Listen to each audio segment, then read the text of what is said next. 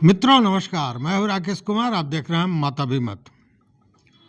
मित्रों, शिक्षकों के मामले को अगर देखें तो उनकी परेशानियां लगातार बनी हुई हैं, या यूं कहें असमंजस और भ्रम की स्थिति बनी हुई है। आज बात करेंगे इसी विषय को लेकर कि शिक्षकों को नियुक्ति पत्र तो मिल गई, लेकिन योगदान अभी नहीं दे पा रहे हैं।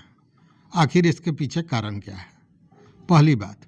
और दूसरा एक विशेष और महत्वपूर्ण विषय यह है कि शिक्षकों में अनुशासनहीनता की बढ़ती घटनाओं को लेकर एक नई सोच, एक नया नियम बनाने जा रहा है शिक्षा विभाग।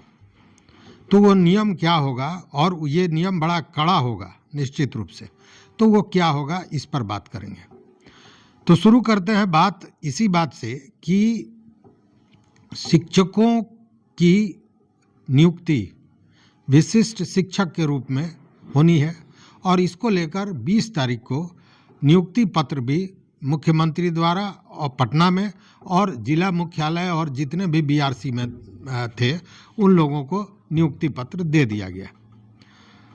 और नियुक्ति पत्र में यह अंकित है कि 7 दिनों के अंदर में उनको योगदान देना है। आज 5 दिन हो गया, लेकिन कोई शिक्षक अभी तक योगदान नहीं दे सका।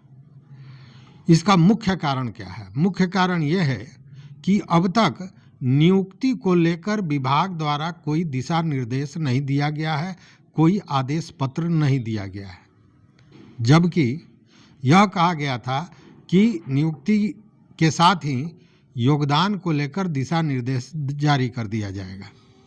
लेकिन एक दिशा निर्देश तो है, और वो ये है कि योगदान करने के पहले, ज्वाइनिंग के पहले उनको त्यागपत्र देना पड़ेगा।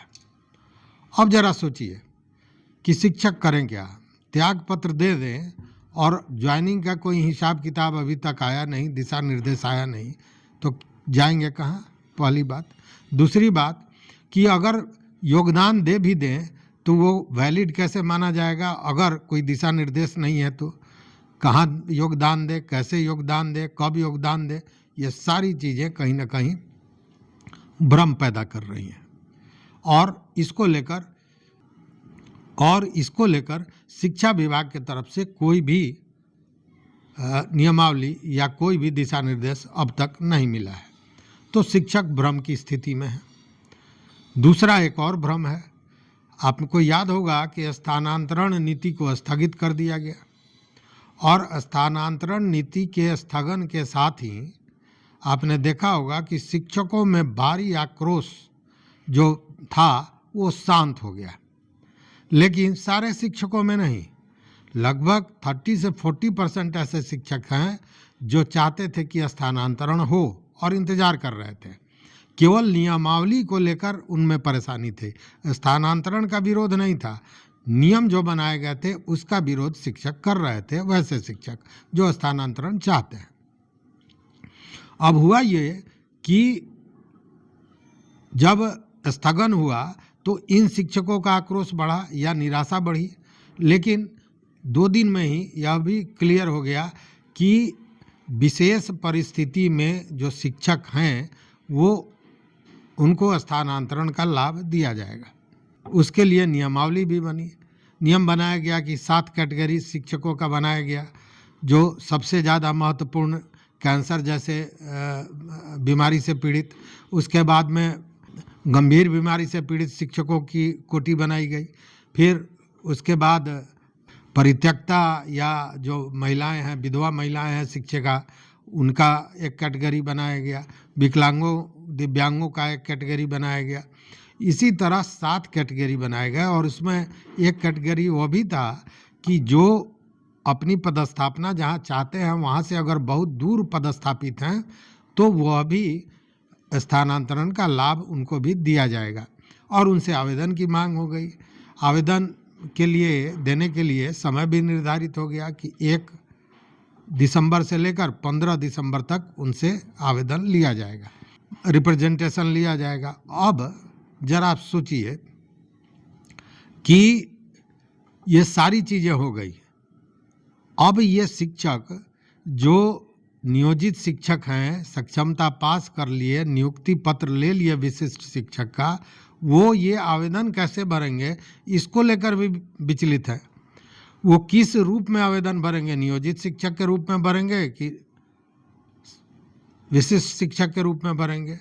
अभी वहाँ से उन्होंने न त्याग पत्र दिया है और न यहाँ ज्वाइन किया है।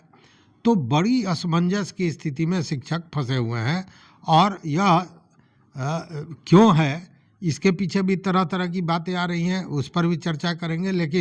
लेकिन उसके पहले चर्चा कर लेते हैं कि शिक्षा विभाग में अनुशासनहीनता के मामले लगातार बढ़ रहे हैं।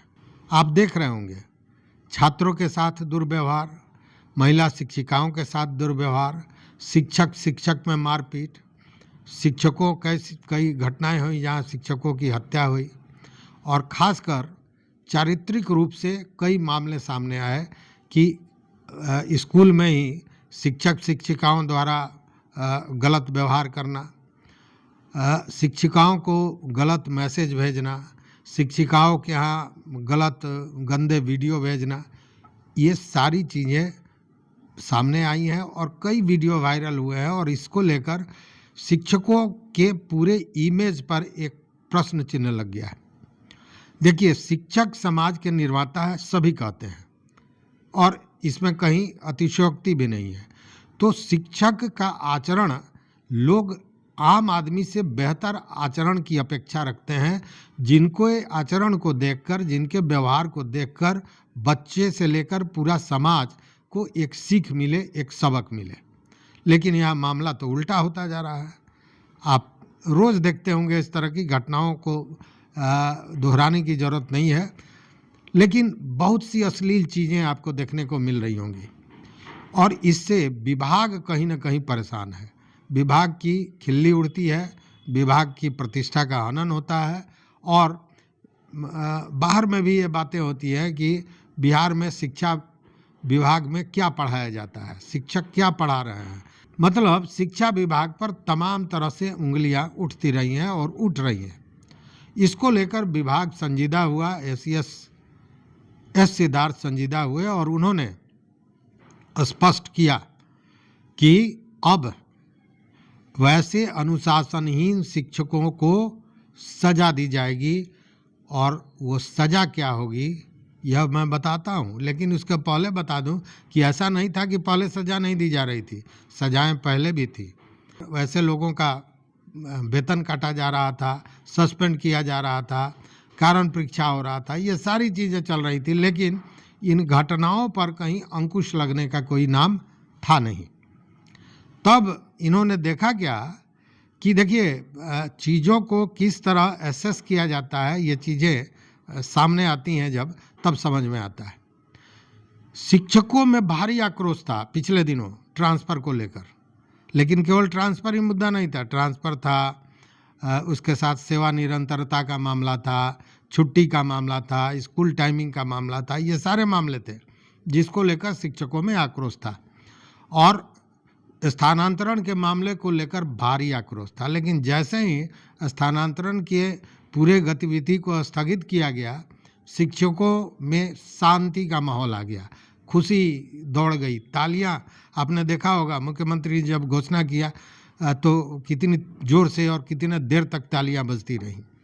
तो शिक्षा विभाग को भी यह समझ में आ गया कि शिक्षक को चाहे जितना भी प्रताड़ित कर लिया जाए, लेकिन सबसे बड़ी प्रताड़ना उनकी होती है जब उनको घर से दूर कहीं पदस्थापित कर दिया जाए। तो ये नियम या ये जो अनुभव है, इसका लाभ कहीं ना कहीं एस सिद्धार्थ ने लेना चाहा है।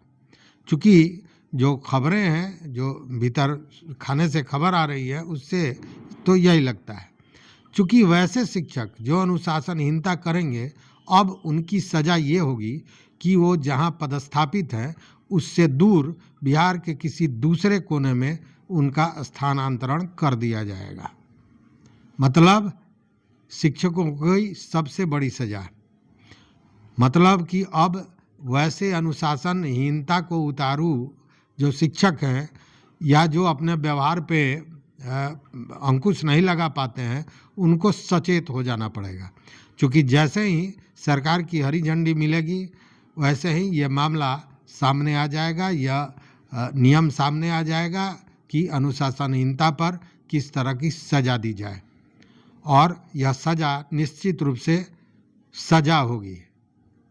सज़ा होगी मतलब सबसे ज़्यादा जो चीज़ खलती है शिक्षकों को वही सज़ा के रूप में मिलेगा। अब देखिए, ये जो अभी तक नियुक्ति को लेकर कोई दिशा निर्देश नहीं आया है, इसको भी लेकर तमाम तरह की बातें हो रही हैं। उन बातों में सबसे बड़ी बात जो सामने आ रही है, जो लोगों से सुनने में आ रहा है, हालांकि मैं इस बात से इत्तेफाक नहीं रखता हूं, लेकिन जो चीज़ें हैं वो आप मित्रों के समक्ष रखना आवश्यक है। वो ये आ रहा है कि तबादले की जब नीति सामने आई तो सारे शिक्षकों ने इसका कड़ा विरोध किया, और इस विरोध के बाद और उसके बाद शिक्षकों द्वारा बहुत बड़ा राजनीतिक दबाव विभाग पर डाला जाने लगा। मतलब विभाग की इन नीतियों को दुरुस्त करने के लिए सत्ताधारी दल से लेकर विपक्ष तक के जो नेता थे वो सरकार पर दबाव डाल रहे थे, विभाग पर दबाव डाल रहे थे। उसी में कुछ शिक्षक चले गए हाई कोर्ट ने भी स्थानांतरण की इस नीति को स्थगित करने का आदेश जारी कर दिया। तो इन सारे चीज़ों को लेकर बताते हैं कि एसीएस सिद्धार्थ खींचे हुए हैं, और उसी खींच के चलते वो अभी जो दिशा निर्देश देना है योगदान को लेकर वो नहीं दे रहे हैं। मतलब कि एक सज़ा दी जा रही है शिक्षकों को। हालांकि मैं इसको नहीं मानता हूँ, इसलिए कि सरकार ने जब नियुक्ति पत्र दे दिया है तो योगदान भी उनको लेना ही होगा, कोई उपाय नहीं है। रही बात मियाद की कि 7 दिन पूरा होने जा रहा है, तो 7 दिन के बाद भी समय बढ़ाया जा सकता है, लेकिन योगदान तो लेना पड़ेगा। उसमें कहीं कोई सोचने वाली बात या भ्रम की बात नहीं है। योगदान इतनी प्रक्रिया पूरी हुई, परीक्षा दिया, आपने सक्षमता परीक्षा दी, पास किए, कागजों का सत्यापन हुआ, नियुक्ति पत्र लिया, और अब योगदान नहीं होगा, ऐसा नहीं है। योगदान तो होना ही होना है।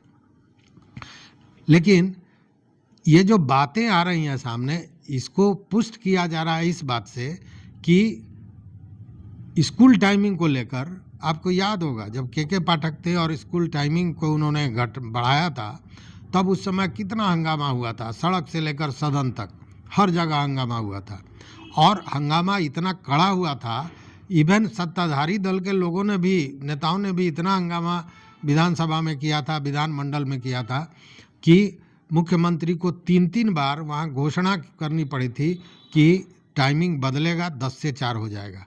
लेकिन अभी जो टाइमिंग हुई है वो क्या हुआ है, 9:30 से 4।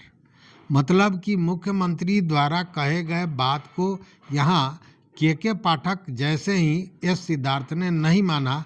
हाँ, एक बड़ी व्यवस्थित ढंग से और सम्मानजनक ढंग से इस चीज़ों को उन्होंने रख दिया, लेकिन बात नहीं माना। यही तर्क दिया जा रहा है इन सारे चीज़ों को लेकर। लेकिन शिक्षकों का भ्रम बना हुआ है, असमंजस की स्थिति में शिक्षक हैं, इसमें अतिशयोक्ति नहीं है।